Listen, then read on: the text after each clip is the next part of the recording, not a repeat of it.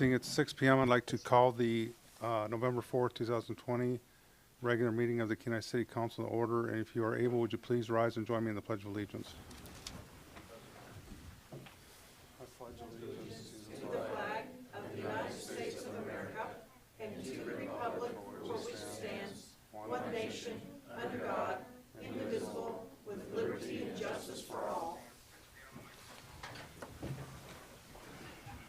Clerk, please call the roll. Mayor Gabriel. Here. Councilmember Naxton. Here. Vice Mayor Malloy. Here. Councilmember Winger. Present. Councilmember Peterkin. Here. Councilmember Petty. Here. Councilmember Glendenning. Here. Mayor Gabriel, you have a quorum. Thank you. Next up, we have agenda approval. Pleasure of council. Vice Mayor Malloy. Thank you, Mayor. Gabriel, do you want to add anything to the packet? Oh, I'm sorry. Thank you for that. Before we get to agenda approval, I'd like to call your attention to a laydown you should have in front of you with requested revisions to the agenda packet action. Add item D2, resolution number 2020-83 district map requested by the city manager.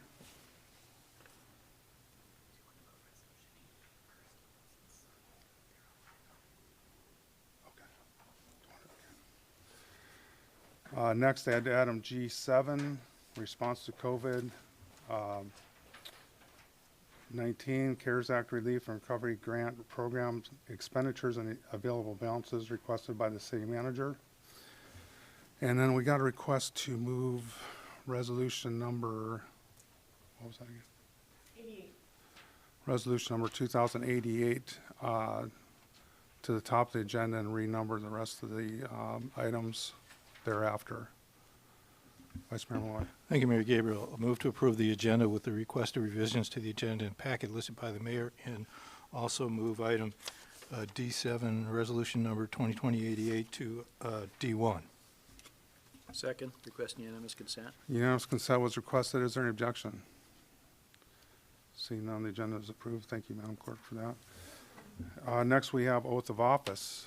So we do have a new council member here with us this evening, Councilmember Winger, and we also have an incumbent who won his race, Henry Naxted. So I'd like to administer the oath of office, and I think I'll do Henry first. Okay. Okay.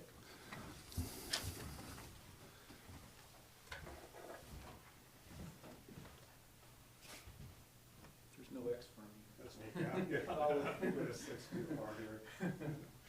Just raise your right hand and repeat after me. I, Henry Naxted, I, Henry Naxted, do solemnly swear or affirm do solemnly swear or affirm or affirm that I will support the Constitution of the United States of America, that I will support the Constitution of the United States of America, the laws and ordinances of the city of Kenai, the laws and the ordinances of the city of Kenai, and that I will honestly, faithfully, and impartially that I will honestly, faithfully, and impartially perform the duties of perform the duties of city council member City Council Member of the city of Kenai, Alaska, of the City of Kenai, Alaska, to the best of my to ability. the best of my ability.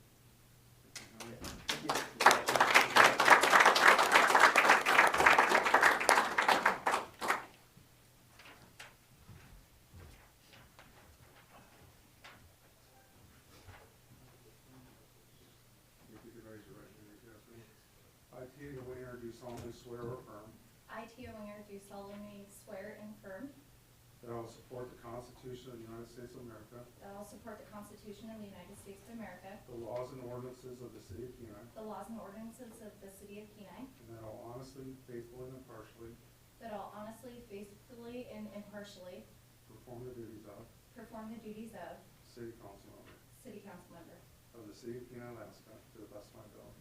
of the City of Kenai, Alaska, to the best of my ability. Very good.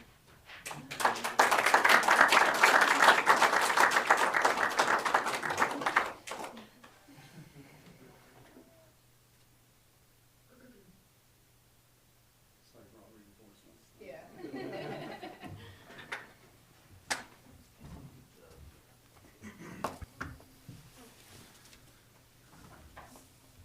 And Tia, I see you do have additional family members. You want to take a minute to introduce your friends and family here for you? Yes, thank you. I have my husband here tonight, Ron Winger, my father, Malcolm McBride, and then my oldest, Lyman, my middle son, Cass, and my princess, Jessa.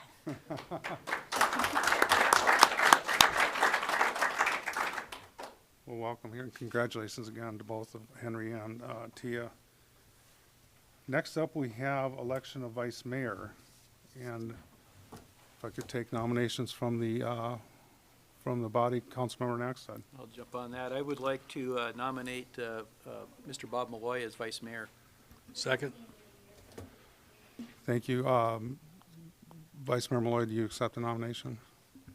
Yes, it's an honor and privilege to serve the city of Kenai as vice mayor, and I appreciate the support of council for that. Thank you. Is there any other nominations from the body? Seeing none, I don't think we need to take a vote. Congratulations, Vice Mayor Malloy. Thank you, Mayor Gabriel. Thank you, everyone. And I will say it's been a pleasure having you serve the past year, and certainly appreciate the support you've given me. And I thank you for those comments. I want everyone to know that it's the easiest job I ever had. You know, because our mayor is very diligent, very effective in what he does, and you know, has not needed much for backup. But thank you. Thanks, Bob. Appreciate it. Next up, we have the consent agenda. Councilmember Naxton.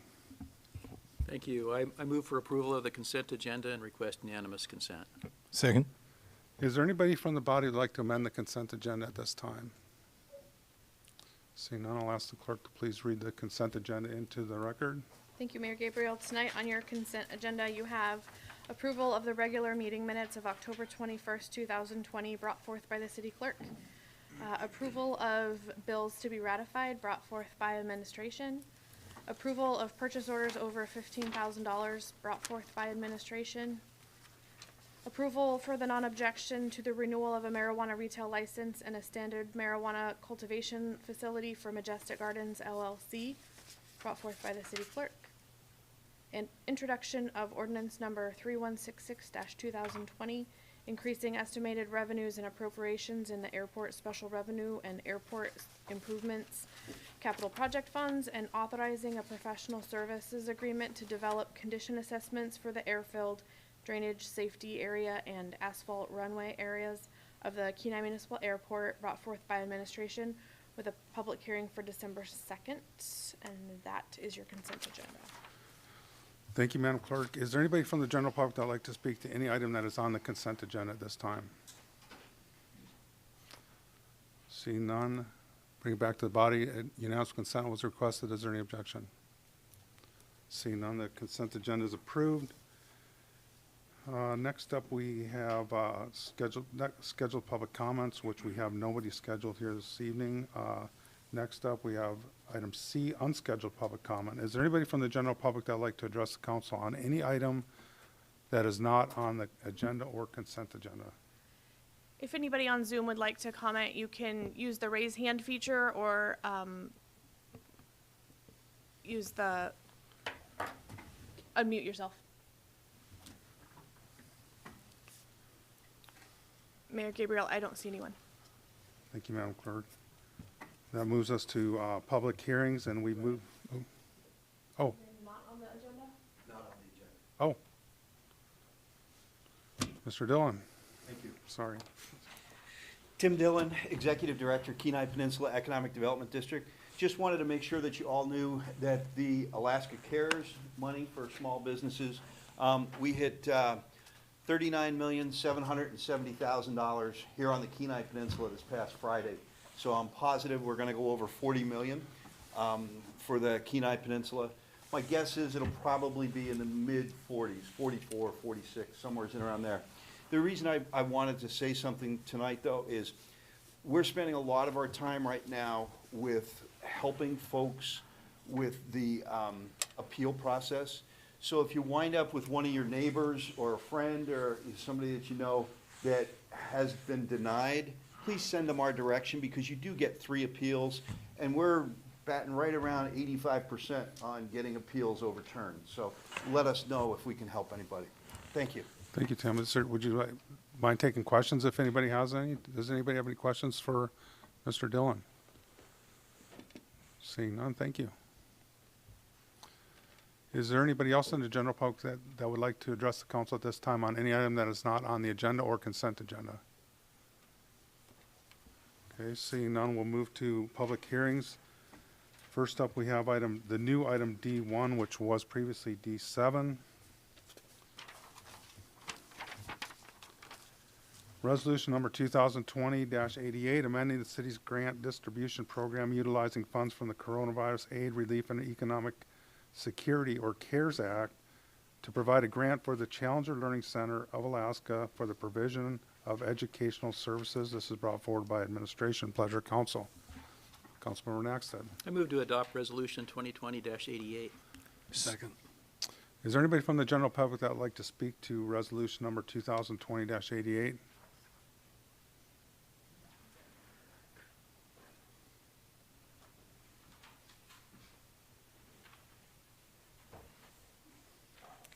Marnie Olcott, CEO of the Challenger Learning Center of Alaska, and I just coming before you guys today to see if there's any questions you guys have about what we're doing over at the Challenger Learning Center, and to address any concerns anybody may have.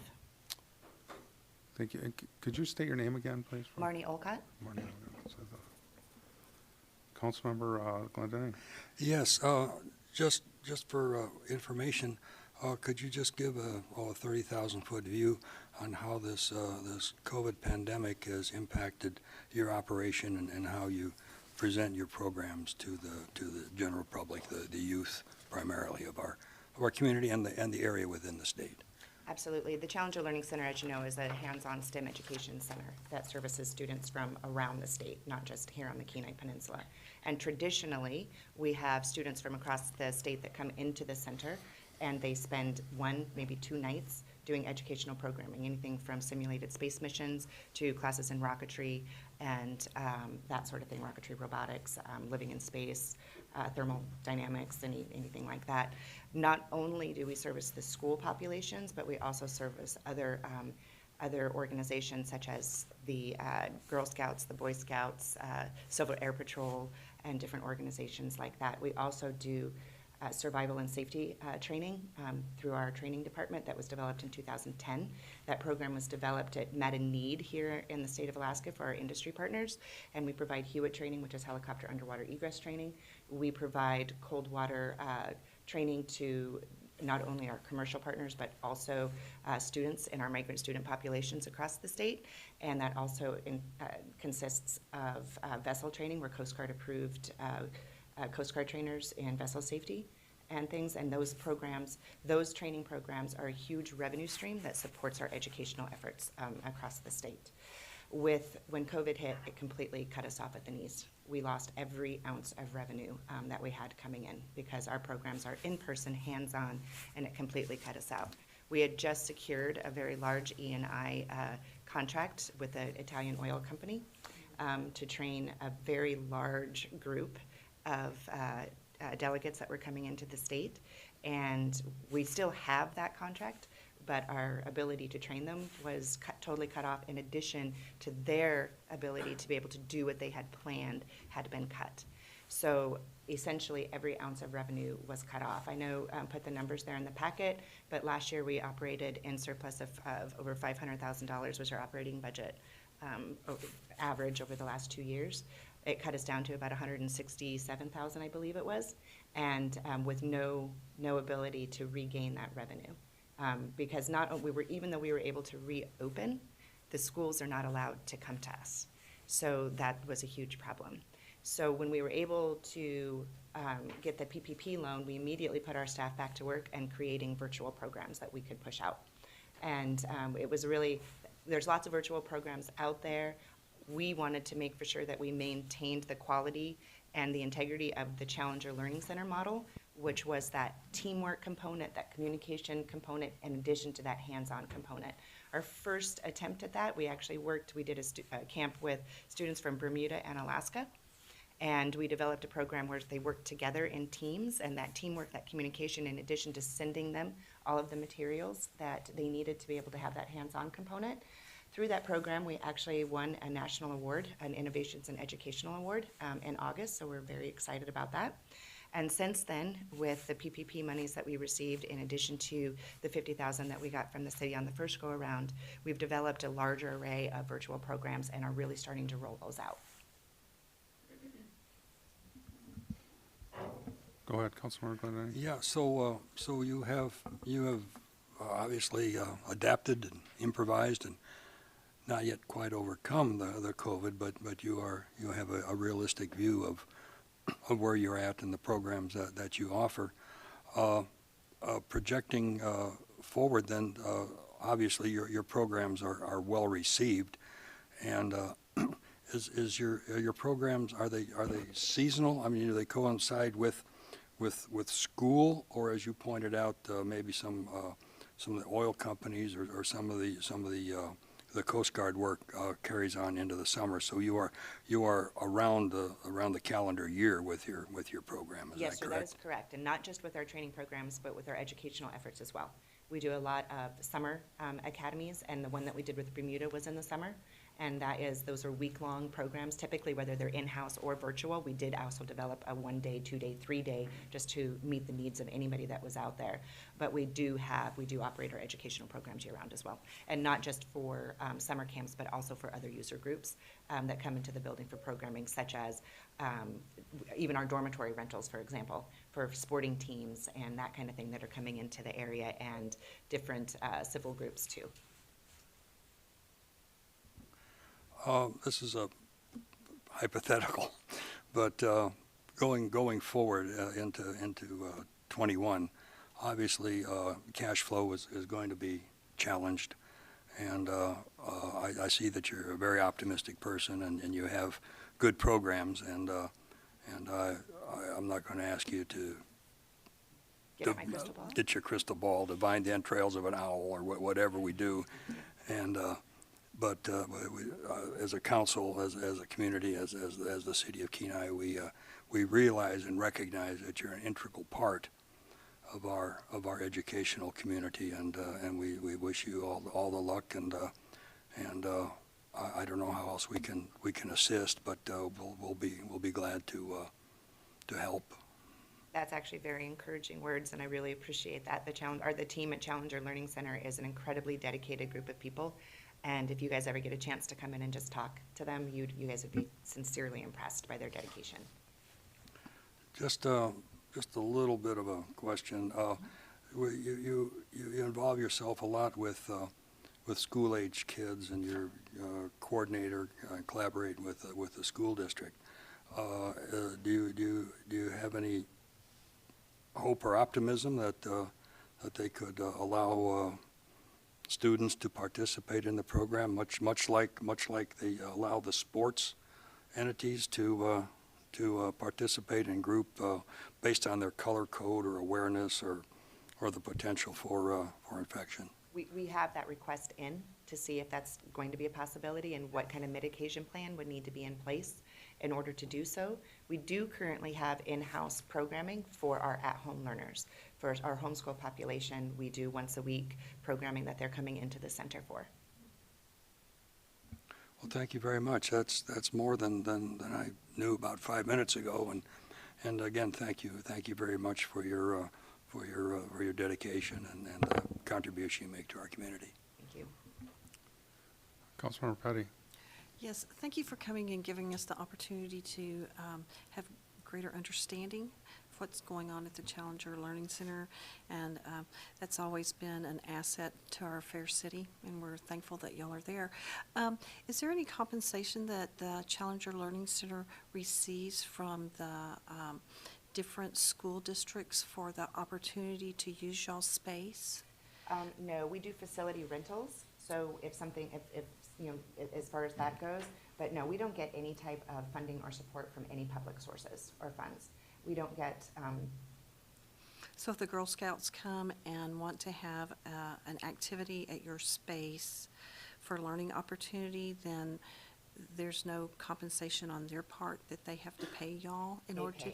They paid for the use of the building, the dormitory facilities, in addition to the programming, the educational programming or teamwork programming that they may that they might want us to perform for them. But it has to be in-house in order for there to be compensation for the Challenger Learning Center? No, we do off-site programs. We travel around the state Oh. and we travel up into remote locations as well. Oh. And we deliver hands-on programming into many areas across the state. There hasn't been many, over the course of the 20 years history of the Challenger Learning Center, there probably hasn't been very many places at all within the state that we actually haven't been to and delivered programming. Councilmember Winger. I just want to say thank you for coming in and giving us more information. I guess myself, I did not realize that the Challenger reached out across the state. My question is, you're doing in-house classes for homeschool students? Yes. And can those be found on your website? Yes, they can. Okay, great. Yes, they can. And be sure to go like our Facebook page. Okay, Lots thank you. of the good information coming out there. Vice Mayor Malloy. Thank you, Mayor Gabriel. Ms. Just a follow-up question. So the virtual programs, funding will help your Challenger Learning Center do put on the virtual programs through the remainder of the year. And it's my understanding from the supporting memo that those are provided at no cost to the students. Is that right? Because they're Yes, virtual. For the end of the year, pending this funding Right, request coming through. Yes. Right. Thank you. Appreciate what you do. Thank you. Any other questions? Councilmember next then. No question. I just wanted to thank you for being here, and I do consider the Challenger Learning Center quite an asset to our community. I brought Civil Air Patrol cadets there a number of times for rocketry and voyage to Mars and some various other things, and then of course a number of other functions, in your area there, and so I'm really glad that we're able to help you at this point, and please let us know how it goes. Thank you. And we'd love to have the Silver Air Patrol back. Maybe we can get that Medallions flight simulator back down for that too. We have two now. Oh, Yeah, the okay. We need to talk. Medallion it went away. The state of Alaska gave it to the Civil Air Patrol. So I have one in our cadet building, and I have a even bigger one in another building. Oh, so, that's fantastic. That's good to hear. Yeah, they're available. Okay, awesome. And I just have maybe one last follow-up here. How many students do you anticipate being interacting with this virtual party or program here? So we have the capacity. We went through our calendar and just giving the time frame that we would have until the end of the year, and our capacity to be able to do X amount of students at X amount of time. We would have the capacity to be able to touch 3,000 children within that time frame if we can fill it. So as soon as we get approval or we get an approval, we'll push that word out and start booking them as soon as possible.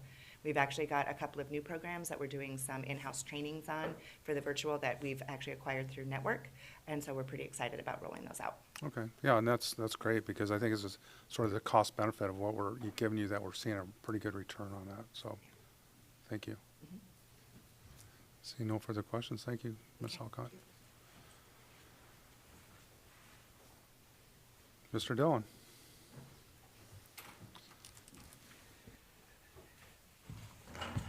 That young lady is one heck of an asset, not just for the city of Kenai, but also for this region. I'm actually the vice president of the board of directors. John Torgerson is the president. He apologizes. He was not able to make it tonight. He's actually up in Anchorage. One of the things is, you can tell, she's very, very creative. Our staff, we're reaching out. We're doing whatever we can. The one part that I didn't understand as a board member that you need to understand is that when you figure when you're doing things virtual, that you don't have the same costs, but you do. Plus you have additional costs. Unfortunately, you don't have the revenue to match it. And that was something that as a board we struggled with, because we couldn't figure out why it was costing us more to be able to do some of those things. But as we talked to and listened to different educators around the state, it's an outstanding program, and especially because of how they deliver STEM. This is just a hiccup right now, and we need your help, and we thank you very much for allowing us to have the opportunity at least to talk. And Paul and the administration have been outstanding looking at things, and I know, back a month ago, several of you reached out to me and said, Tim, why are you looking at some of these other opportunities? And I explained to you, that the reason we were looking at some of those other opportunities was we didn't want to have to close the doors. We wanted to make sure that we could continue to deliver these programs. So this would be a real shot in the arm, and I just wanted to say thank you and make sure that we all recognize that young lady and her husband have, between the two of them, have really taken care of us over at the Challenger Center. So thank you. Mr. Dillon? Any questions of Mr. Dillon? Oh, he got off easy. Thanks, Tim. Thank you. Is there anybody else from the general public that would like to speak to Resolution 2020-88? All right, seeing none, we'll bring it back to council. Comments, deliberation? Councilmember Request Nixon. unanimous consent. Very good. Unanimous consent was requested. Is there any objection? Seeing none, resolution number 2020-88 is adopted. Thank you. Good luck. Next up, we have now item D2, ordinance number 3165-2020, accepting and appropriating a grant from the U.S. Department of Homeland Security, passed through the State of Alaska Department of Military and Veterans Affairs to update the city's emergency operations plan, and this is brought forward by administration. Pleasure, Council. Vice Mayor Malloy. Thank you, Mayor Gabriel. Move to enact ordinance number 3165-2020. Second. Is there anybody from the general public that would like to speak to ordinance number 3165-2020? Seeing none, we'll bring it back to council. Comments, deliberation, discussion from council? Councilmember Naxton. Perhaps Mr. Ostrander can explain what this is. It's out of date since like 2008 or 7, and I was wondering, there's going to be some additional monies that are going to be necessary, and I was wondering what kind of updates are going to be necessary, and frankly, just what's in the plan. Mr. Ostrander. Thank you, Mayor Gabriel, Councilmember Naxted. So I will tell you that the emergency operations plan, when COVID hit us in March and we met for the first time as an IMT, of course, we pulled out our emergency operations plan, and the guidance in the plan was virtually non-existent. There was actually a part of the plan that talked about pandemics, but there was really no guidance, so we made up the rules as we went along, basically. And fortunately, we had a really good IMT, and we were able to do that, and I think we responded appropriately. But it became obvious then, and not only with that, but throughout the EOP. I mean, it hasn't been updated since 2007, and it just is completely outdated. It's the EOP is your operational plan for any sort of disaster, natural disaster, in this case, the pandemic, whatever sort of disaster you're in, it has a plan for you and how you should respond to it. Again, it's completely outdated. When Tony Pryor was hired as fire chief, that's one of the things we discussed. I said, this is one of your main priorities, is to get this updated so that we don't find ourselves in the same situation again that we did in March of this year. So this likely isn't enough to complete the project. I couldn't tell you what the entire project is going to cost, but this is something that we clearly need to get updated as a city, and Tony is committed to do it, and this grant will help. Yeah, and that was sort of running through my mind is, what if you had an overall cost estimate, and is this something you're planning on doing in-house or going out to a consultant with, or? Thank you, Mayor Gabriel. This will require a consultant's help to put this together. And like I said, we don't have that price right now. That's something that we're going to have to work towards here over the, once we receive this grant, we're going to have to work towards the scope of work and what really is entailed in getting it updated completely. Okay, thank you. Any other questions, comments from council? Vice Mayor Malloy. Just a follow-up question for the city manager. With these grant funds, is there any time limitation on the use of them, or so that, for example, if it looks like more funds are needed, this would be a project in the budget for next budget year, or how? Thank you. Mr. Ostrander. Through the mayor, Vice Mayor Malloy, I don't know what the timeline is for utilization of these funds. I'm not sure if 2 years. Mr. Ross tells me 2 years, so yes, 2 years for those. Thank you. That answers my question. Thank you. Any further discussions, comments from council? Councilmember Petty. Yes, I wanted to ask Mr. Ostrander if there was any of the COVID fund money that could be put with this to bring that emergency operation plan up to date. Mr. Ostrander. Through the mayor, Councilmember Petty, we have not discussed that internally, whether or not federal guidance would allow us to utilize CARES Act money to apply towards this. Just initially, I can tell you one of my concerns would be the ability to expend those funds by December 30th of this year.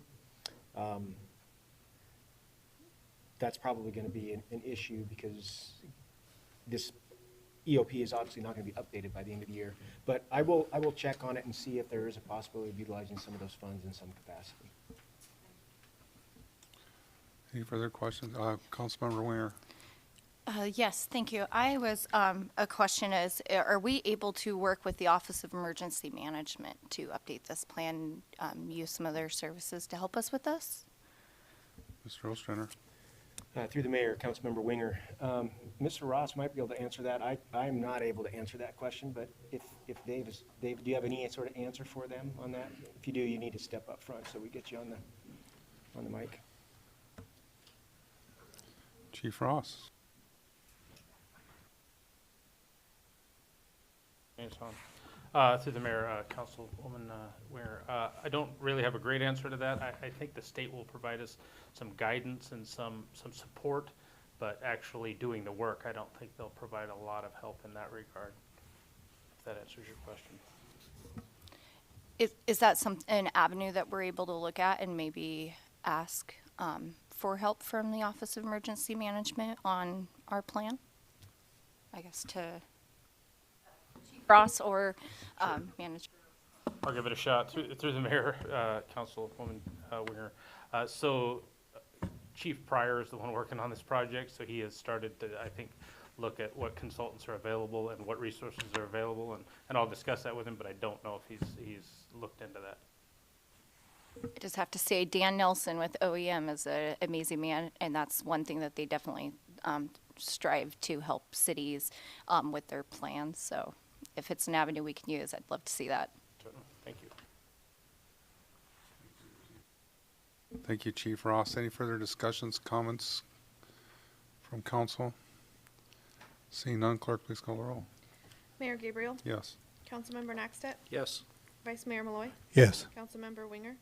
Yes. Councilmember Peterkin? Yeah. Councilmember Petty? Yes. Councilmember Glendenning? Yes. Motion passes. Thank you.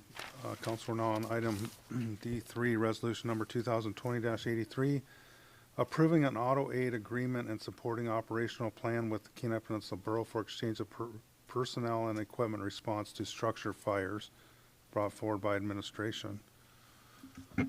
Vice Mayor Malloy. Thank you, Mayor Gabriel. Move to adopt resolution number 2020-83. Second.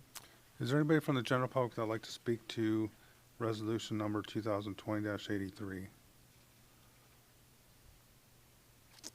Seeing none, we'll bring it back to council. I don't know if, do you want to give us a little overview here, Mr. Ostrander? Thank you, Mayor Gabriel. I just realized the first one was the emergency operations plan. This one is auto aid agreement, and my fire chief is goat hunting. I shouldn't allow him to go goat hunting. It was actually running through my mind where Mr. Chief Pryor was. I will give you an update. So this is an updated auto aid agreement between the Kenai Fire Department and CES and Nikiski. I have provided a laydown map, which I apologize for its roughness, but I thought it was better than nothing. This map does kind of outline what's occurring here. So this redefines some of the boundaries that the auto aid applies to.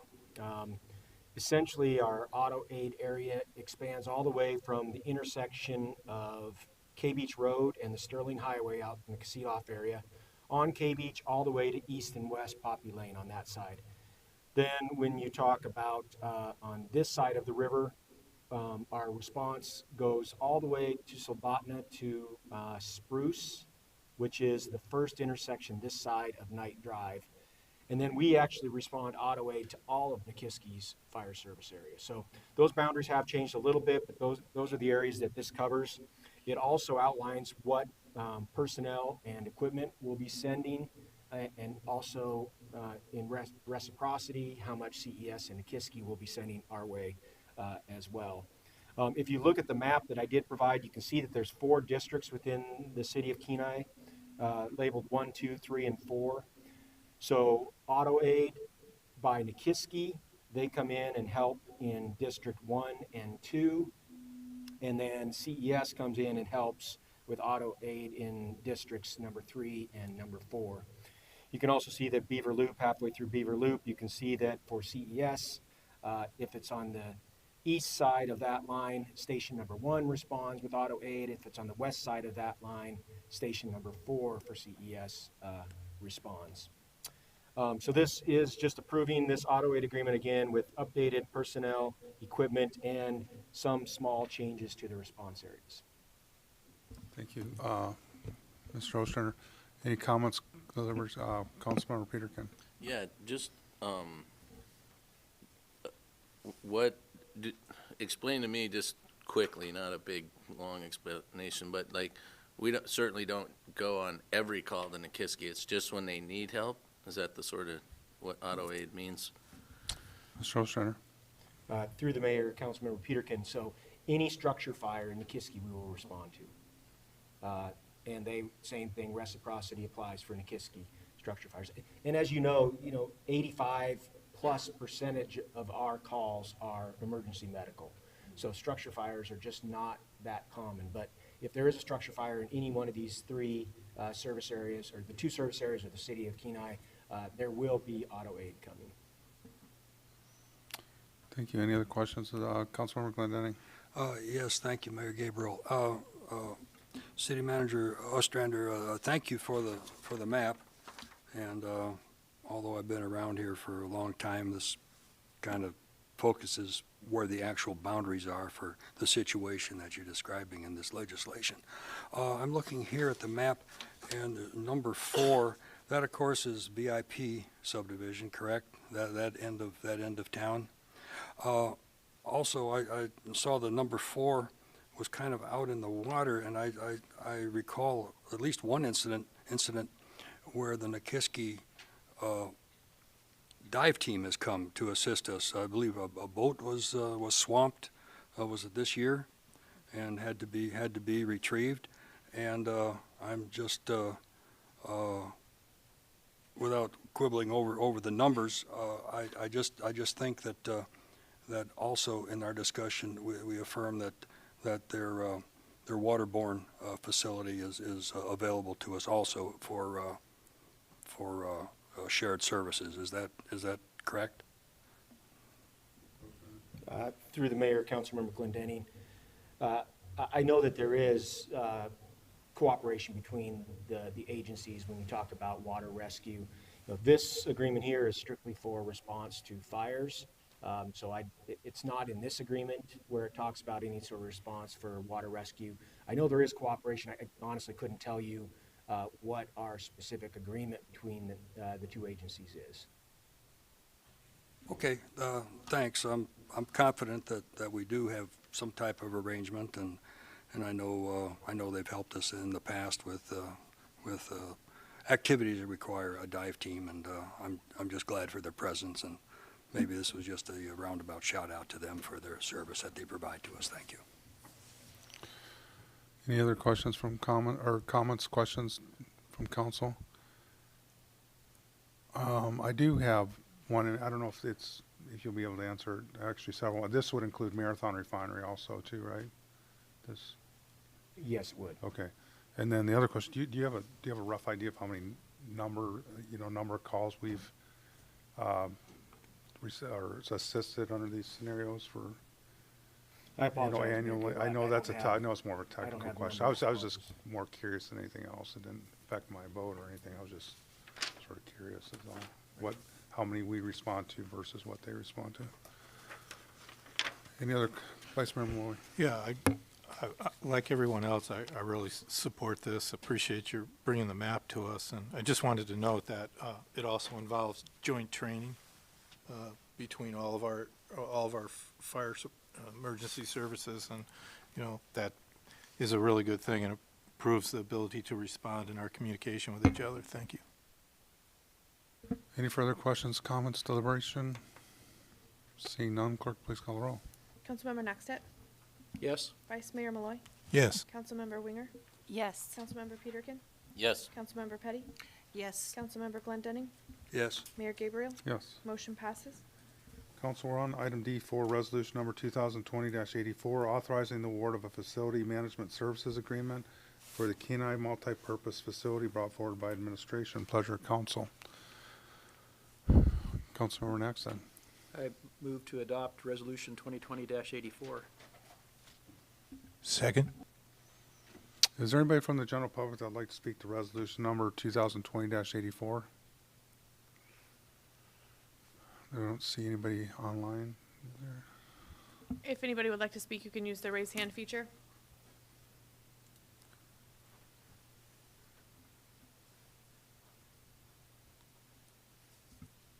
Mayor Gabriel, I don't see anyone. Okay, thank you very much. Seeing none, we'll bring it back to council. Comments, questions, deliberations from council. Councilmember Peterkin. Yeah, are we going with the same with Vince, Redmond? Thank you, Mayor Gabriel, Councilmember Peterkin. Yeah, Red Line Sports, owned by Vince Redford, is still going to be the one managing the facility. Any further questions, comments, deliberation? Request unanimous consent. Very good. Like- Oh, Councilmember Peterkin, Yeah, sorry. just one quick one. I don't know if this is appropriate time to, maybe it's not, but, would this involve what we charge for ice time, or is this this doesn't have nothing to do with that? Mr. Ostrander. Through the mayor, Councilmember Peterkin, this does not establish the fee schedule. This is just for management of the facility. And this is a 3-year agreement, it looks like. Is that correct? 3 years with the option of 2 additional years, but that's contingent upon council approval. Very good, thank you. Any other comments from council? Unanimous consent was requested. Is there any objection? Seeing on resolution number 2020-84 is adopted. Next up, item D5, resolution number 2020-85, establishing dates for regular meetings of the city council for 2021. This is brought forward by our city clerk. Pleasure of council. Councilmember Naxton. Move to adopt Resolution 2020-85. Second. Thank you. Is there anybody from the general public that would like to speak to resolution number 2020-85? Seeing none, we'll bring it back to council. Comments, deliberations from council? And Madam Clerk, this is identical to our calendar from last year, is that correct? I don't think it's identical because we had other, I feel like we met twice in July this year, because of a 5 Wednesday month, but, Oh, it's that's right, what yes. we've been typically doing in the past. I looked closely at a January meeting and a December, the first meeting in January and the last meeting in December, and they don't seem to be too close to the, holidays. So I think that it's what we've been doing for the past several years. Very good, thank you. Any deliberation from council? Request unanimous Thank you, consent. Councilmember Naxton. Unanimous consent was requested. Is there any objection? Seeing none, resolution number 2020-85 is adopted. Next up, item D6, resolution number 2020-86, authorizing a budget transfer in the Senior Citizen Fund Home Meals Department requested by administration. Pleasure of council. Vice Mayor Malloy. Thank you, Mayor Gabriel. Move to adopt resolution number 2020-86. Second. Is there anybody from the general public that'd like to speak to resolution number 2020-86? Seeing none, we'll bring it back to council. Deliberation from council, comments? Request unanimous consent. Thank you. Unanimous consent was requested. Is there any objection? I certainly hope there is not here, and I don't think there is, so we'll have resolution number 2020-86 is adopted. Next up, we have item D7, resolution number 2020-87, authorizing the purchase of real property described as Tract A, Block 18, original town site of Kenai Bluff replat for the public purpose of including the property in the Kenai Bluff Bank Stabilization Project and determining that public interest will not be served by an appraisal. This is brought forward by administration. Pleasure of council. Councilmember Naxted. I move to adopt Resolution 2020-87. Second. Is there anybody from the general public that would like to speak to resolution number 2020-87? Seeing none, we'll bring it back to council. Comments, deliberation from council. Councilmember Glendenning. This gets us closer to our acquisition of necessary properties for the project. Mr. Ostrander. Thank you, Mayor Gabriel, Councilmember Glendenning. It does. This is a big step towards that. This plat has taken quite some time to get finalized, but this is a big step. There are 4 remaining parcels that are still on our acquisition list. One of them is potentially not needed for the project. Still need to determine that. 2 others, we've got landowners that are not interested in selling, and we'll address that as needed when the project continues to proceed. And the last one is actually a part of an estate that we've been having difficulties getting the estate representative to basically to contact them. So we'll continue to work on it, but this is a big step forward. We have 4 additional parcels that we'll continue to work on.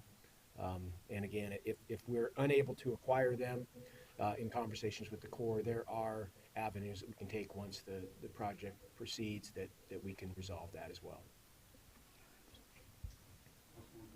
And then from here, then this goes to the Borough Planning Department. Is that the next step in this process? Mr. Ostrander. Thank you, Mayor Gabriel, Councilmember Glendenning. This plat has been finalized, so the borough action has already been taken care of. The next step would be just us paying for and acquiring those properties from the owner. So the owner the current owner of Lot 1A, Doug Hogue, will be purchasing his portion from him, and then the current owner of Lot 2C1, Deborah Brown, I believe, will be purchasing her portion of that from her. So that's the next step here. Councilmember Glendenning. Yeah, this property involves the Anadromous Stream involvement of the borough. Are there any comments, written comments, or comments on the record regarding this property and our project? Mr. Ostrander. Through the mayor, Councilmember Glendenning, the River Center doesn't comment on the acquisition of properties. As far as their specific comments to the Bluff Stabilization Project itself, they have not weighed in any meaningful way to date. Thank you. Vice Mayor Malloy. Thank you. Just a follow-up question regarding the properties that they're reluctant to sell.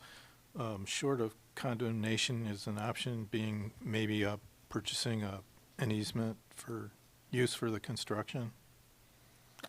Mr. Ostrander. Through the mayor, Vice Mayor Malloy, I think there's several options. Condemnation is certainly one that's possible. An easement is another one that's possible. I will tell you that in conversations with several of the landowners, I think that they're seeing this as an opportunity to potentially get a significant amount more for the property than what it's worth. The option that I would prefer as much as anything, and I think it's certainly possible in several cases, is to design around those properties. So not even have to utilize those properties at all. But again, that's going to be something that we're going to have to determine during the design process. And at that point, we'll figure out what the best path forward is. Thank you. Any other discussion on resolution number 2020-87? Councilmember Petty. I request unanimous consent. Thank you, Councilmember Petty. Any objection to unanimous consent? Seeing none, resolution number 2020-87 is adopted. We are moving on now to action item, or G5 rather, action approval, mayoral nominations of council liaisons for appointment to committees and commissions. This was brought forward by myself. Council, Vice Mayor Malloy. Thank you, Mayor Gabriel.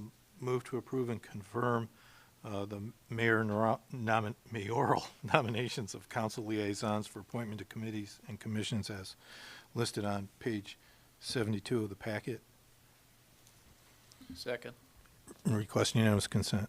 Thank you. Unanimous consent was requested. Is there any objection? Seeing none, it sounds like everybody's happy with their liaison assignments for this year. Thank you. Next up, we have action approval, special use permit to Raven, Alaska for warm storage of the de-icing truck brought forward by administration. Pleasure of council, Councilmember Naxton. I move that we approve the special use permit for Raven for their warm storage de-icing truck. Second. Is there any discussion on this motion? Well, Councilmember I Naxton. got one question of the city manager, and then I'll just request giving you a hard unanimous time. consent. Thank you. I was getting there. I know. Has This to is do with airport airport. property, so I was just making sure that since it's not mentioned, that those funds were going to be going to the airport itself. Mr. Ostrander. Yeah, thank you, Mayor Gabriel, Councilmember Naxton. Yeah, it is airport property, so the funds from this permit will go directly into the airport fund. Request unanimous consent. Thank you, Councilmember Naxton. Unanimous consent was requested. Is there any objection? Seeing none, the special use permit to Raven, Alaska for warm storage of the de-icing truck is approved. Next up, item G7, discussion response to COVID-19. Mr. Ostrander. Thank you, Mayor Gabriel. To start, I'd like to bring council's attention to the spreadsheet that I provided in your laydown, which is a summary of the expenditures and the available balances from our CARES Act funding. So as you recall, the total amount of funding that we've received is just over $10.3 million. A couple things to point out here. If you look at the far right column, which is the projected excess or deficit in each one of these categories, a couple things of note. You'll see that right now we're just over $1 million short of having enough funds to continue to pay first responder and incident management team payroll through the end of the year. So if we were to pay that payroll through the end of the year, it would require a transfer into that account of just over $1 million. You can see that below in the business and nonprofit right now, and we're very close to ending our round 2 set of grants. About 1.2 million in excess in that account remains. The CARES Act administration non-payroll, we don't have a specific accounting of that right now, but right now it looks like most of that will be spent by the end of the year. If you look down at individual assistance grants, the big one here, there's actually 2 that show deficit. The AHFC rental and mortgage relief, we continue to get additional applications for that, and it's quite possible that we're actually going to exceed the $1 million that council allocated to that amount, up to the $200,000, which you see is the deficit in that category. And then also food assistance services through the food bank, the demand has been much higher than what we had expected. They thought they were going to be giving out about 150 boxes per event, and it's closer to 200 boxes per event. So there's a possibility that we may need some additional money to compensate the food bank for the additional costs associated with that. Bottom line, if you look where we're at right now, the total at the bottom, $28,800, that's all the funds that we have left, essentially, that have been unallocated, assuming that we shift all of these funds in the way that's shown here. So we've just about spent, or will spend, all of the CARES Act money that we've got. So that extra $28,000 is something that we're going to have to keep our eye on, something that we're going to want to be able to make sure that we can spend before the end of the year. But I'm very pleased that we're getting very, very close to the point where we've spent and used all these funds, I think, in a very reasonable manner as they were intended. So I guess before I move on to the rest of my COVID report, I'd like to answer any questions that anybody might have on the spreadsheet. Councilmember Naxton. Not the spreadsheet so much as, you know, the borough received, I think it was $37 million, and we got a portion of that, 2.7, I think, million. And I don't know where the borough is in its spending. You're probably keeping track of that, but the point is there any possibility that they might have funds that they could transfer over to us if we're able to use them? Mr. Ostrander. Thank you, Mayor Gabriel, Councilmember Naxted. I actually reached out and talked to borough administration today to see where they were at, and it appears that they are likely going to be utilizing all of their funds as well. There was some federal guidance that changed recently that allows them to use their CARES Act funding to fund the school district directly to the tune of $500 per student, plus some transportation costs. So that's going to utilize a significant millions of dollars, I think maybe $4 million plus of their CARES Act money that will be able to be applied directly to the school district. So that's going to utilize most of the remainder of their funds. So I guess long answer, I don't think that there's going to be any more available funding at the borough level. Any further questions on Councilmember Glendening? Yes, the COVID situation has impacted a lot of our activities and programs in the city. Seasonally, we've had Christmas Comes to Kenai and other things like that. And I was just wondering if we have solidified any understanding with the Chamber of Commerce and the coordination for having our parade of lights, or is there going to be a bonfire or maybe even fireworks? Thank you. Mr. Ostrander. Thank you, Mayor Gabriel. Councilmember Glendening, I actually had that on my list to cover later on in my COVID report, but since you brought it up, yes, we've been working with the Chamber on Christmas Comes to Kenai specifically and talking about if there are specific mitigation plans that need to be put into place and whether or not there's going to be a bonfire and how maybe the parade would be modified.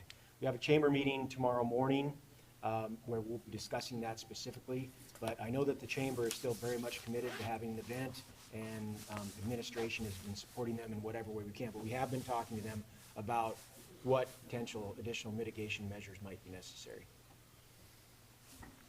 Councilmember Glendening. You want to talk about the Christmas Comes to Kenai, especially in your manager's report, or can we carry on with the discussion now? I have an idea. Mr. Ostrander. Yeah, thank you, Mayor Gabriel, Councilmember Glendening. Yeah, that was what I was going to provide in my report, so I think this is an appropriate time to discuss it further if there's any action that anyone would like to take. Okay, just looking through our packet, I was looking at a letter that came from M. Chapman talking about the fireworks display and just encouraging us to promote and carry on and in her words, celebrate the holiday. And I was really moved by this letter and this situation, and so having been moved, I will move to transfer $1,500 from the legislative travel account to the legislative grants to other agencies account to be added to the Chamber of Commerce holiday fireworks donation for a total of $5,000 from the $3,500 that was originally allocated, provided to the Chamber of Commerce for annual holiday fireworks. I ask unanimous, please. I'll second that. Very good. Any discussion on the motion? Unanimous consent was requested. Is there any objection to unanimous consent? See none. An additional $1,500 be added from council legislative budget to grants to other agencies. Additional $1,500 to the Christmas Comes to Kenai Chamber. Any other discussion from council on COVID? Councilmember Peterkin. So, are you asking us to allow to move the money around here today? Or is that something for the, like, you're gonna put in the form of something for later? Mr. Ostrander? Thank you, Mayor Gabriel, Councilmember Peterkin. We'll be bringing that to council at a later date once Larry Pursley is going to be coming into town next week, and we're going to have a sit down to try to really reconcile exactly where things need to be to get us across the finish line on the grant. So you'll be seeing something in a future packet. Vice Mayor Malloy? Thank you, Mayor Gabriel. Yeah, just on the projected deficit for first responder incident management team payroll, you know, that's just for the public, you know, it's like a negative $1 million. That's just means that at this time, we wouldn't have CARES Act funds to apply to that, but of course, we budgeted in our budget for a payroll for everybody, so it's not like we don't have the money to pay them, correct? Mr. Ostrander? Yes, thank you. Through the mayor, Vice Mayor Malloy. Yes, we have fully budgeted both for our fire, police, and dispatch. This just simply states that if we want to utilize CARES Act to pay payroll of those first responders through the end of the year, it would require an additional $1 million allocated into that bucket of CARES Act funding. So I just wanted the public to know that we weren't in financial distress for payroll. Right. Thanks for clarifying that, Mr. Vice Mayor Malloy. Any other questions of the city manager on this portion of his COVID-19 discussion? Seeing none, Mr. Ostrander. Thank you, Mayor Gabriel. Looks like I have good news to tell the chamber tomorrow morning, so they'll be excited about the additional money for the fireworks. I think that'll be something for folks to look forward to. I'll continue kind of the same format that I have over the last couple of months about the numbers. And I crunched these for the central Kenai Peninsula. So again, we're looking at Sterling, Kasilof, Nikiski, Soldotna, Kenai, Central Peninsula, 37,000 folks approximately that live in that area. At the last meeting 2 weeks ago, our case rate, our 14-day case rate, and again, the case rate is the average number of cases of COVID that we're seeing per day, prorated to a population of 100,000. So previous 14-day case rate was 18.3. Our current day case rate is 69.1. And our 7-day case rate is 79.7. So we're seeing a significant escalation of cases in the central Kenai Peninsula. Alaska-wide, same thing is going on. 2 weeks ago, the case rate was 26. Now it's 50. Actually puts Alaska 11th in the nation as far as case rates. So we're headed in the wrong direction there.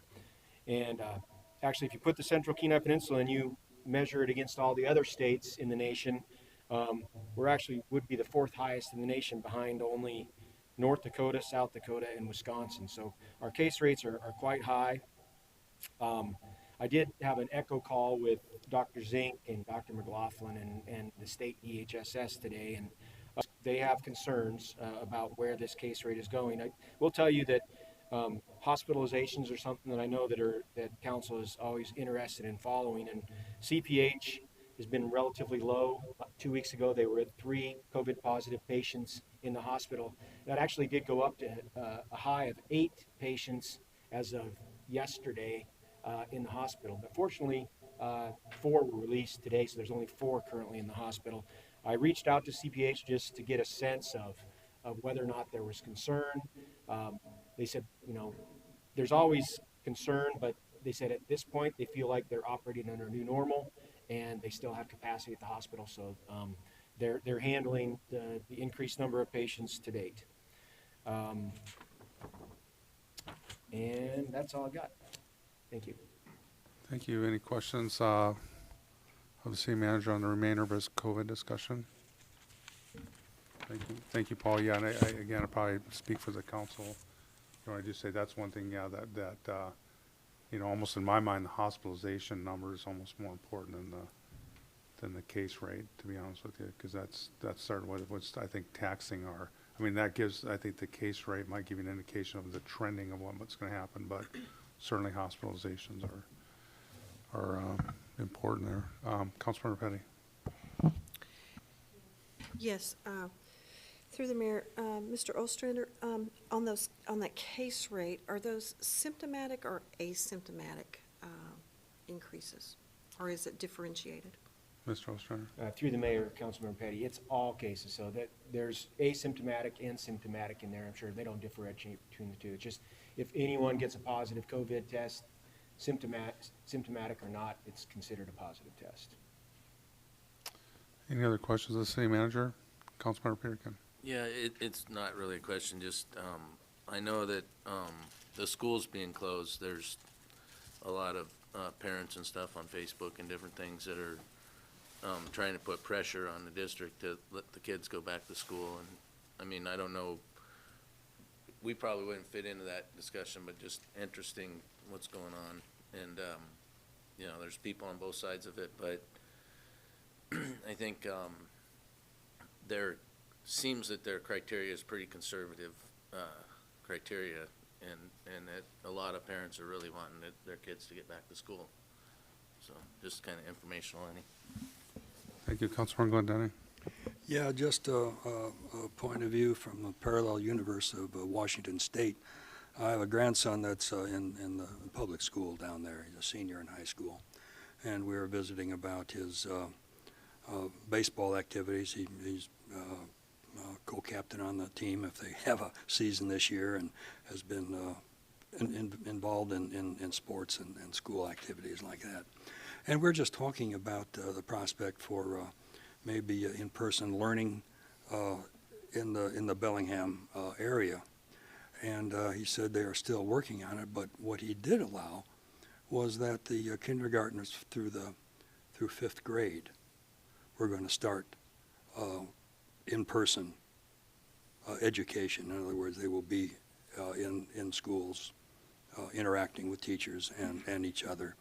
And it was I don't know, pretty insightful for a soon-to-be 18-year-old, but he basically said that for kindergartners and first graders to grow and learn and be, how can we say, societally engaged, a Zoom meeting doesn't help with finger painting or ABCs that we do by rote.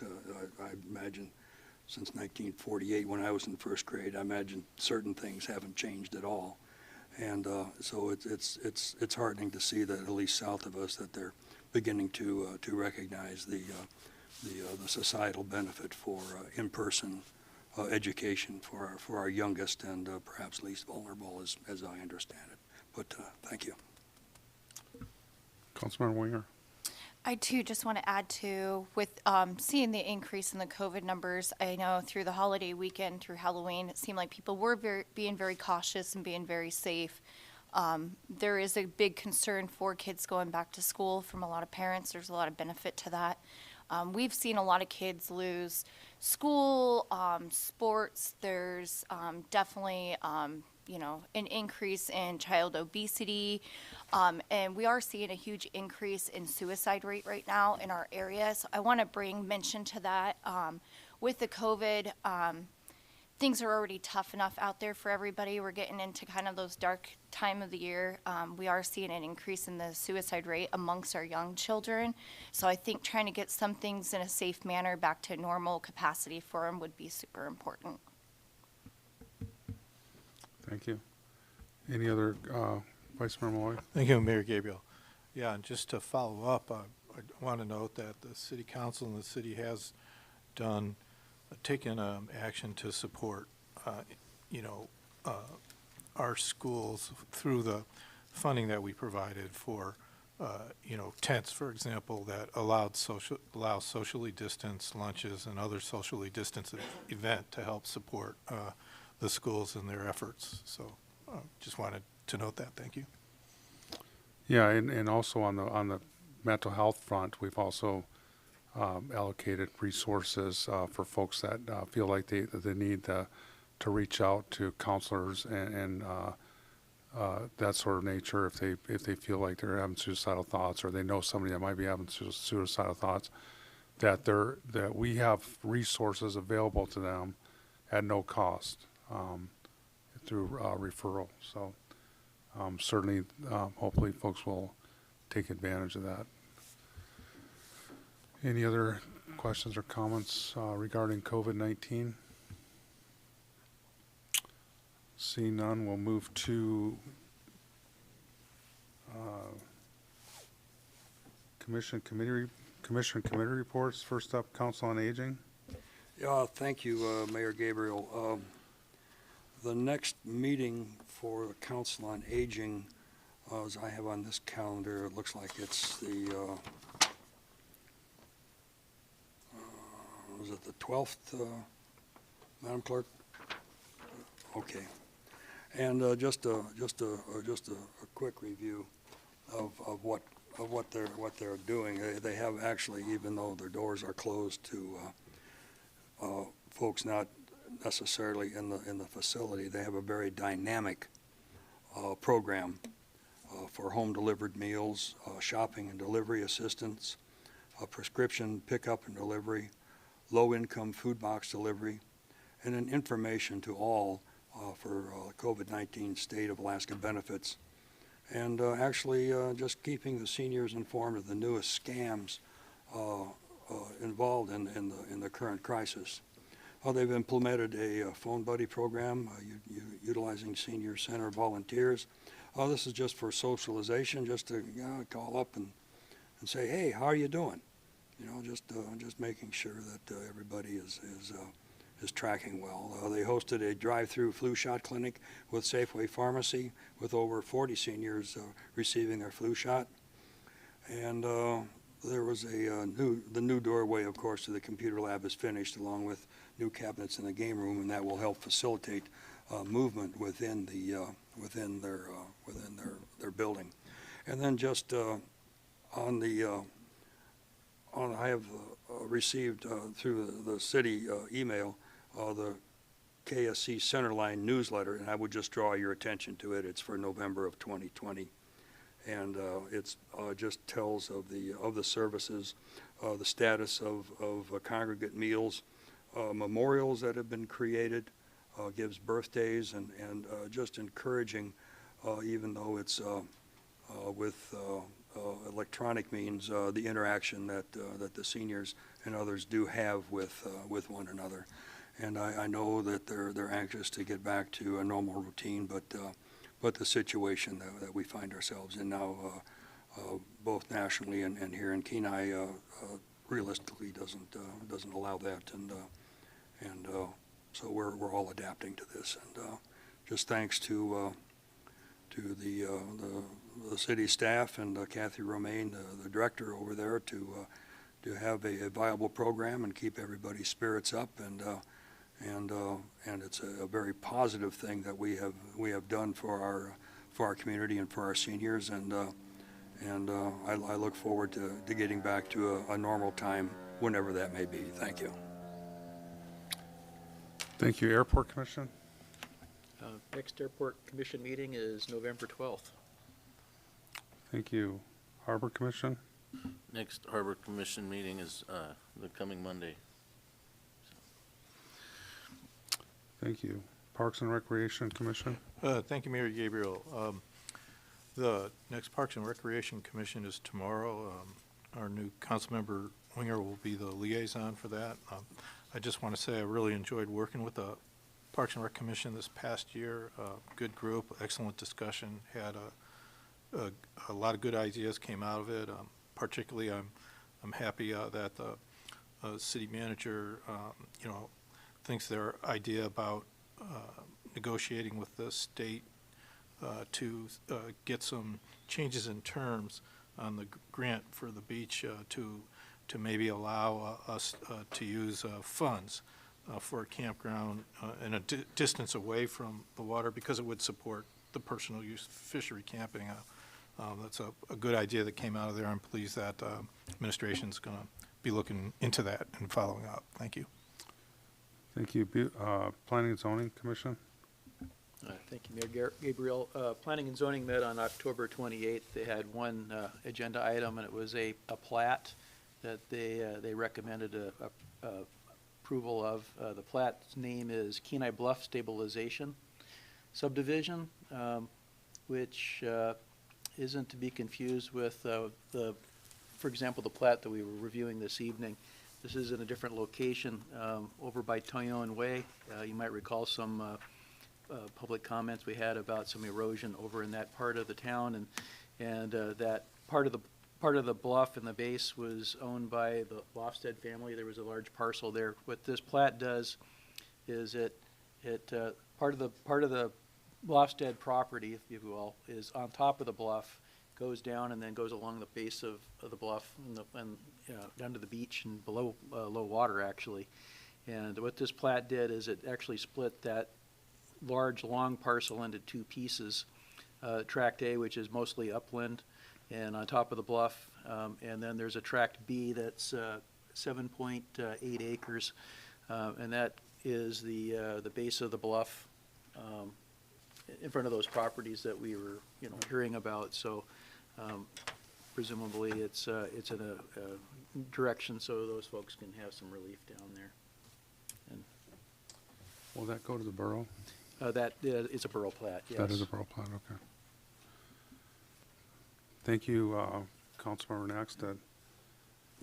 One more thing, Yes, excuse me, certainly. since Mr. Glenn going to be covering, looking at my notes, their next meeting would fall on the 11th, so it'll be the 18th, which is our normal council meeting, but that's been canceled. So it'll be November 18th rather than the 11th, which is Veterans Day. Correct. Thank you. Next up is Mini Grant Steering Committee. There is no report. On the report of the mayor, I do have a few things. Under purchase, and this might be a question for Terry back here, under purchase orders over $15,000, there's a memo regarding an increase for BDO for our audit, financial statement audit. But within that, you talked about this is the last year of the audit, and you were looking for involvement from council in soliciting the city's auditors for the next 3 years, and specifically assistance will be needed in establishing the evaluation criteria, evaluation of the RFPs once received. So I guess my question is, what sort of format were you envisioning, Terry?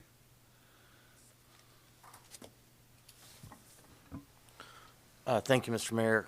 I guess that can take on whatever form council would like to see. The thing I would stress is that, the independent audit of the city is a contract actually between council and the auditor. It's like one of the only contracts that you guys actually, is with you to oversee us, the administration. So, and looking back 3 years ago when we went through this process, and some of the issues that came up at award, I thought it might be prudent if some council members maybe formed a committee to work with me, and I certainly can do all the heavy lifting and the legwork on it, but I'd like to have some council members involved maybe in that process to help select it and head off some of those issues we had last time. Yeah, and that's sort of what I was wondering. A work session, it might be a little bit cumbersome, so a subcommittee might be appropriate. And then what are we looking at for a timeline there? Well, I can't start until we have issued this year's financials, which may be delayed. You remember you talked about this, Mr. Mayor, may be delayed because we're still waiting on the audit guidance for the CARES Act funding to be issued by the feds. So until that gets issued, BDO can't complete their audit field work, and we can't issue our financials. So once that process is done, then it's a matter of formulating an RFP, issuing that RFP for a period of time, and then the evaluation. So I'd like to start January, February timeframe, depending on when those financials get issued. And that way, it's important with these auditors, because there's just not a lot that do this in the state, to make sure that we get in their audit calendar for the next subsequent year and make sure we're in the pipeline for them. Okay, I guess if there's no objection from council, I would just recommend that you would put that on an appropriate agenda meeting time as a formation of a subcommittee to work on those items. And a question for the city clerk: would that require anything beyond just a simple vote of our body to put 3 people on a subcommittee? I do not believe so. Okay, very good. Does that seem reasonable to council? Okay, very good. Councilmember Penny. Yes, I would like to give you the beautification report, sir. Did I skip you?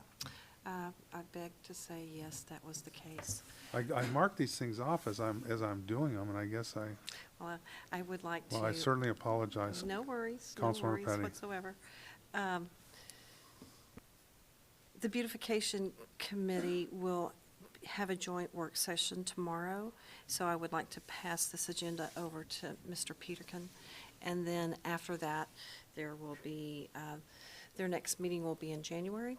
And it was an honor and pleasure to be able to serve on the beautification committee liaison. So that ends my report. Thank you, sir. Thank you, Councilmember Petty. And the joint works, who's that with? With Parks and Rec Parks and Rec. Very good. Thank you. tomorrow evening. Okay. So I guess that does bring us now to report of the mayor. So a few things here. First of all, I wanted to, commend all the folks that ran for statewide office here. The election was Tuesday, and it appears that we have a new representative in Kenai Soldotna for the House of Representatives. Although I don't think I didn't check right before our meeting, but as of early afternoon, they hadn't totally updated, but it looked like Mr. Gillum was ahead by a bit over Mr. Baisden. So anyway, I'd like to say congratulations to the ultimate winners there and commend the folks who ran. And also to, I think I can go ahead and extend congratulations to Senator Sullivan and Representative Young for their efforts. I will be, I am scheduled virtually for the Alaska Conference of Mayors through AML next Thursday and Friday. So I'll be attending that session virtually next week. And I'll have a report after that, hopefully in the first meeting in December. So coming up, we have Veterans Day. I just wanted to thank all the vets for their service to our country. And there's also, in times of COVID, it's a bummer because I don't think we do, enough to commemorate our veterans, and it's kind of a new normal. Hopefully get over this so we can get back to whatever that will end up looking like. But certainly I appreciate all the veterans that have served our country and I wanted to say that publicly since the opportunities sometimes that in these times aren't available to do that. So, Veterans Day is a little different. Memorial Day is for soldier folks we've lost, and Veterans Day are for the living that serve our country. So certainly wish them well and thank them. I want to thank Councilmember Glendening for the additional $1,500 for the fireworks display, and just for folks listening online,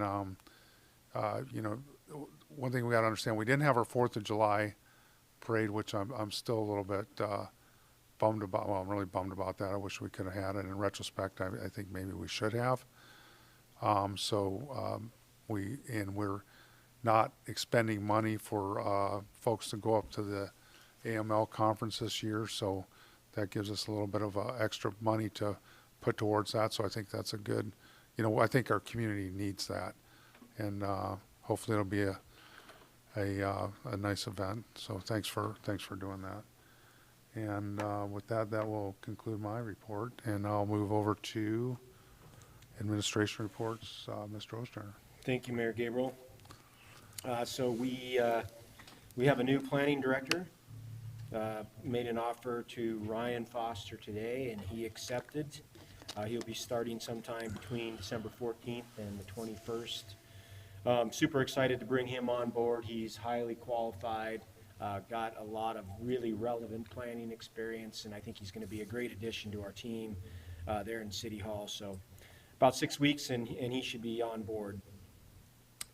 Administration over the past week developed a tree removal permit for the city of Kenai, or excuse me, for city of Kenai lands. So we've been getting more requests and expect more to be coming from folks that are wanting to remove trees from city property. Some folks, to meet fire-wise requirements, may need to cut some trees on city property. The golf course, I believe there's 370 trees that have been identified for removal there. Also, just for folks that may want to harvest some dead, dying, or diseased spruce trees on city property, it's a win for us and it's a win for them as well. So we established this permit. Christine Cunningham and Mr. Bloom worked on it primarily with the help also of Bob Frades and Jeremy Hamilton, our fire marshal. But you know, the benefits are that we're going to get rid of those dead, dying, and diseased trees. Again, fire-wise requirements for folks and also firewood. The one thing that we are going to continue to manage as a city, though, if there's a hazard tree of any kind, we want city personnel to take those down. So if there's a hazard tree that's identified by a person, they want to take it down, we'll send out our own folks to take care of those. And the last thing I have on my report is the Bluff project. There's a meeting scheduled for Friday of this week to discuss the next steps in that project. So hopefully we'll get a lot of good information there and actually get rolling on this design relatively soon. And that's it for my report, but I'm happy to answer any questions. Councilmember Peterkin. Yeah, thank you for the report. I'm interested in where we're at on our bike path from Beaver Loop to Kenai. Mr. Ostrander. Through the mayor, Councilmember Peterkin, I had a discussion with Jocelyn Bloom of the state actually today about the bike path. And so we're still working on the agreement that basically outlines the amount of match that the city needs to make. And it also outlines the long-term requirements of the project and then the short-term as well. The agreement that they have presented, they'd like to get it signed and they'd like to get the match funds sent to the state before the end of this year. We are going to, and I need to talk to Scott about this this week. We need to modify the grant language in some capacity. I'm getting significant push from them to get this done now. And as council knows, the match amount right now was not acceptable to council. I think that there may be a way that we can modify the grant agreement to give us some flexibility, actually enter into the agreement now, provide some initial match funds, but allow us some flexibility to potentially get more involvement in the project as we get into the next legislative session. So, not exactly sure, like I said, I need to talk to Scott about it, figure out what sort of grant language we can add, but essentially what the language would be is that if we can get either the governor's office or the legislature to modify the agreement or to commit to the city of Kenai to have more involvement in either design or construction of the project, that the agreement could be modified appropriately. So again, I don't know the exact language now, but that's where we're at. Again, they are pushing pretty hard. They want to get this money and the agreement signed by the end of the year. They dangled another carrot in front of me today. There's apparently a fish passage culvert that's right in that area that is deteriorating significantly, needs to be replaced, and they're saying that if we commit to this, that they'll commit to spending $1 million replacing this culvert. So more to chew on there, continue to work on it with them. But we'll, I will hope to have more of a detailed update for you very soon. Councilmember, was there a match on the culvert replacement? Well, you know, it's interesting. The original thing apparently from headquarters was, well, hey, let's just add that to the bike path project, and then the city of Kenai can provide the match.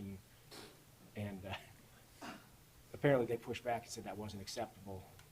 But I can't imagine that actually happening, but they did say that. Councilmember Peterkin. Yeah, just one more quick follow-up. We were working with a grant person, and I understood that she left or whatever, and are we working on getting another one for a city grant writer? Mr. Ostrander. Yeah, thank you, Mayor Gabriel, Councilmember Peterkin. So we did interview for grant writers. We interviewed 2 individuals.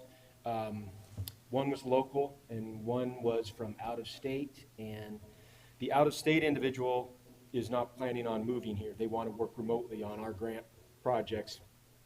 I wasn't comfortable hiring someone from out of state until we exhausted our local talent. So I asked Stormy to put the position back out for recruitment. So we're currently recruiting for a second time, hoping to get a qualified individual locally. If we go through that process and we still can't find someone qualified locally at that point, I would likely consider bringing the person in that would work remotely. It's not ideal, and that we would hope that money that we're spending on the grant writer goes to someone locally. However, if we get a return on our money of multiple times based on this investment, then I think it's probably worth looking at someone who'd be working remotely. So we're still working on it and hope to get that filled soon. Councilman Glendenning. Yes, ribbon cutting at the airport with the photo op and the plaque and all that good political stuff.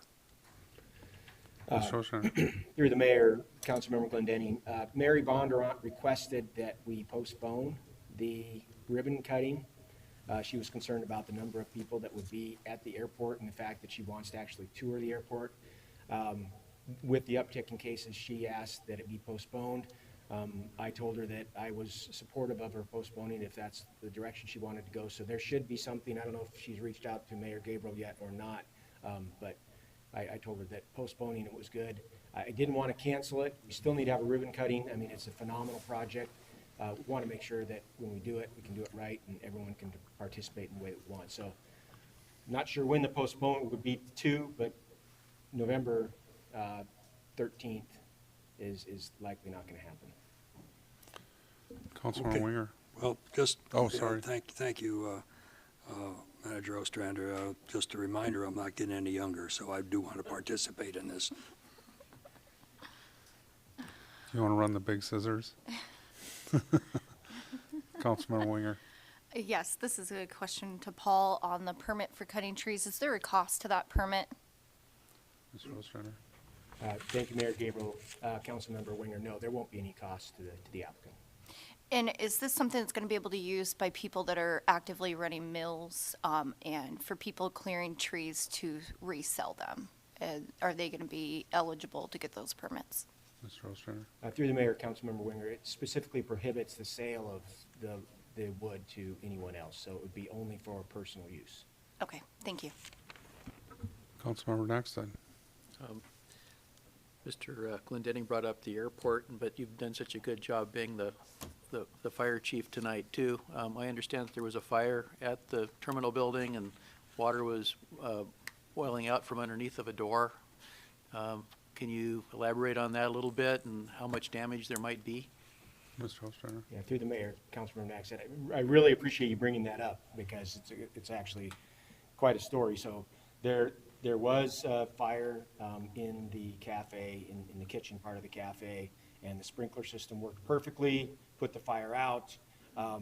Our fire department did respond, and they went well above and beyond the call of duty in that they actually cleaned up the mess so that there was no damage there. The water was on the floor. They moved all the furniture. They wiped up the water so that it wouldn't damage anything. So they not only responded to the fire, but they cleaned up the mess so that there wouldn't be damage there. So they did a great job, again, going well above and beyond what they needed to do.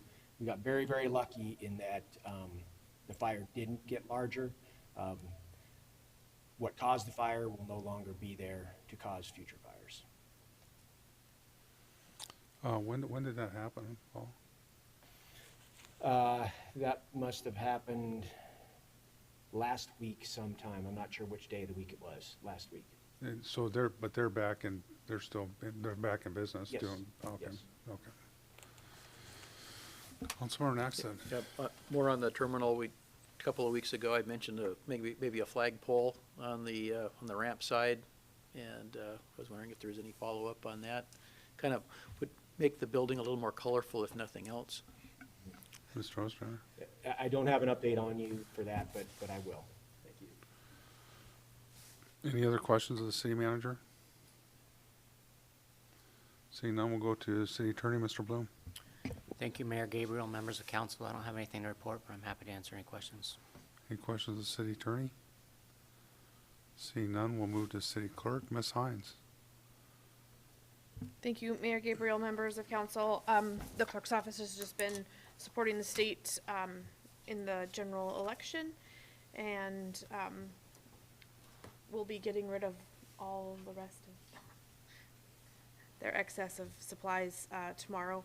And then I believe that there's still about, I've heard reports of about 120,000 potential absentee ballots to still count. So they do not begin counting it until I believe Friday. So it'll be, and I think they have to have the results within 2 weeks. So we will know more at that point, and recruitment for committees and commissions is ongoing. Thank you, Ms. That's Hines. all I Any question? Oh, was that it? Yep. Any questions? Council, Vice Mayor Malloy. Thank you. Not a question, just wanted to commend the clerk's office for the support of the election. You know, I'm one of the people that likes to vote on election day, and there was a lot of people there in the morning when I went to vote, you know, the people that were there, the election workers, really helpful, and it was great that you could actually watch the machine cast your vote after you put it through, so you knew that it was sent somewhere to be counted. So that was pretty cool. So thanks. Thank you. Councilmember Glendenning. Yeah, yeah, I had a little different response with the machine. Of course, everywhere I go, chaos breaks out, but I put my ballot in, it rejected it. I said, what's new, okay? Pulled it out, and it was wrinkled. It looked like a corrugated roof, okay? And so then we said, okay, it's ruined, we need a new one. She says, no, we'll try it again. And so it went in there, and she said it takes 22 seconds to scan all this. And I listened, and it was quiet. And I said, usually, you know, coming from Chicago, I hear the shredding noise in there if it's a certain ballot. But she assured me everything was on the up and up. And we have new machines, Dominion machines now. And are they, I guess, are they available to us in the future, or are they just reserved for state business? Ms. Hines. Thank you, Mayor Gabriel. I believe that the state would allow for the municipalities to use them. We did not use them this year because the borough was concerned about a potential runoff election, and the timing would not have allowed us to use the state's equipment for both a regular election and a runoff, and then a general. So we used the old stuff. Thank you. Any other questions of Ms. Hines? So I guess what you're saying is you voted twice, Jim? Is that what I got out of it? That's what I got. At least. That's what I got. At least, and I have relatives in Wisconsin, and who knows what's happening there. Got it. Thank you. Is there anybody from the general public that would like to address the council at this time? Seeing none, we'll move to council comments and start with Ms. Petty. Thank you very much. I would like to thank all of my fellow citizens who went out and voted yesterday or previously to participate in this process that we know as freedom and liberty by casting our votes. It was an honor to serve on the Beautification Committee, and I look forward to working on Council on Aging. And also wanted to take this opportunity with the mayor to say thank you to all of our veterans who have served and who are currently serving, and I graciously appreciate their service to provide freedom for myself and fellow Americans and others around the world. So that ends my comments. Thank you very much. Thank you, Councilmember Petty. Councilmember Peterkin. Yeah, thank you, Mayor Gabriel. I as well look forward to working on the beautification committee. That's something that I've have interest in our community and appreciate being put on there. Bob, you got your hands full with the Harbor Commission. I'm glad to support you any way I can. I think it's a worthy commission, and there's a lot going on there. Tia, welcome aboard. Henry, you've been here, but you're back. It's good, and thank you very much. Thank you, Councilmember Glendenning. Yeah, thank you, Mayor Gabriel. Yes, congratulations to Tia and Henry as they begin their three-year term of office. And I know already just from tonight's meeting, we'll all have a good working relationship. And I look forward to that.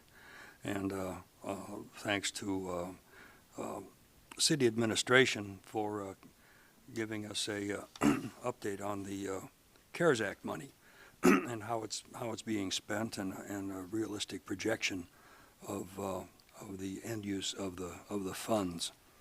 You've been on top of it all this time, and no matter what questions or what situations have been thrown at us, our city manager Ostrander and his staff and everybody who works for the city has risen to the occasion to meet any challenges with successful results. I look here in the back of my packet and I see a thank you letter from the Russian Orthodox sacred sites in Alaska, just talking about the generous grant that the city of Kenai provided to them. This church, it's more than a local church. It's on the National Historic Landmark Register, and it's a focal point for people that come to our city to visit. And I'm really proud that we found the means and method to contribute to the refurbishment of that. But most of all, again, I was moved by this letter from the young lady that talked about, are we going to have fireworks? And she not only outlined the need, but actually came up with a plan for how it could be managed. You know, we stay in our cars and look around, you know, no harm, no foul, goes boom, and we can enjoy within. And I thought that was really neat perspective for someone who is 10, and that just says that we have young people who will be future active citizens in our community, and I look forward to that. And planning and zoning, that's something that I'm interested in, and Henry is going to be a tough act to follow, but I'll just step up and I'll do my best, and welcome on board for the harbor, Bob, and I just have just actually about 3 pieces of paper to give you from my notes, and I'll probably show up on Monday and make the introduction as I did 3 years ago when you were there. So anyway, we're for all of the turmoil and potential crisis, we've had a good 2020, and I'm looking forward to finishing this year on a positive note, and 2021 will be a lot better. Thank you. Yeah, and I did, yeah, thanks for pointing out the letter from Magpie Chatham for the fireworks, but well, so she does have a Soldotna address, so it's nice to see that we're reaching out into other communities there. So, Vice Mayor Malloy. Thank you, Mayor Gabriel. Well, first off, I want to thank the council for, your giving me the opportunity to back up the mayor again this following year. I appreciate that very much. And Councilmember Peterkin and Councilmember Glendenning, definitely appreciate all the work that you've done on Harbor Commission. It's a good commission, a lot of good things that come out of it, and appreciate whatever notes you have that you want to pass on. That much appreciated. I want to also thank Councilmember Winger and Councilmember Nackstead for the opportunity to serve with you for another year and for your 3-year terms. It's great. Looking forward to it. And also want to commend all of our city employees who I think have been really doing an excellent job in very difficult circumstances, have adapted really well to what's happened since March in our community for the coronavirus, and that our services are still being provided timely and with very little complaint from the community. So as a council member, I'm grateful for that. And then also like the rest of you, I'm also grateful for our veterans and their service to our country, and hope they all have a great Veterans Day. Thank you. Thank you, Councilmember Nackstead. Thank you. I wanted to also congratulate Tia and her win and here tonight, and I'm looking forward to our time together here. Good, thoughtful discussion tonight, and looking forward to some more. And Mr. Malloy, Vice Mayor Malloy, it's easier to say that now after the whole year of doing that. But I did hear one thing loud and clear earlier, was that he felt like he was under loaded with stuff. So I think maybe we could all get creative and make him work harder over the next course of the year. Well, we've got apparently we've got a subcommittee coming up here, so well, we can do that too in the subcommittee, so that might work. So we can take care of that. But really, congratulations to both of you, and I look forward to that. Thank you. Thank you, Henry, and again, congratulations to both you and T. And I thought I would give the wrap-up comments to our newest Councilmember Winger. All right, thank you. I'd like to thank the council and congratulate Henry on his win as well. And thank the citizens of Kenai for electing me to be a voice and represent them. I look forward to working with everybody and with Vice Mayor Malloy for the next year. And I'd like to just thank our veterans for all they do for us. They don't get enough recognition for the sacrifices them and their families make for our country. So I'd like to just thank our veterans. And I am looking really forward to the Christmas Comes to Kenai. I'm glad it's an event that we're not canceling. There's been enough canceled. Kids need a little bit of normalcy. I feel like if you're participating in a responsible manner, and that you feel that it's a safe place to do so. And then I'd just like to thank our first responders for all they do. I know with the holidays coming up, it gets a little crazy for them. So again, thanks to our first responders for keeping our community safe. And I just wanted to point out that with the COVID, we've seen the impacts. We heard that from the Challenger Center, that there's impacts to a lot of our nonprofits, Boys and Girls Club being one. They did not cancel their annual gala. They are going virtual, so the Boys and Girls Club Gala will be a virtual event. So I encourage everybody, council, to support the Boys and Girls Club in their efforts to continue to raise funds. So thank you. Okay. Thank you, Councilmember Winger. We have no executive session this evening, and seeing no other business before this body, we are adjourned.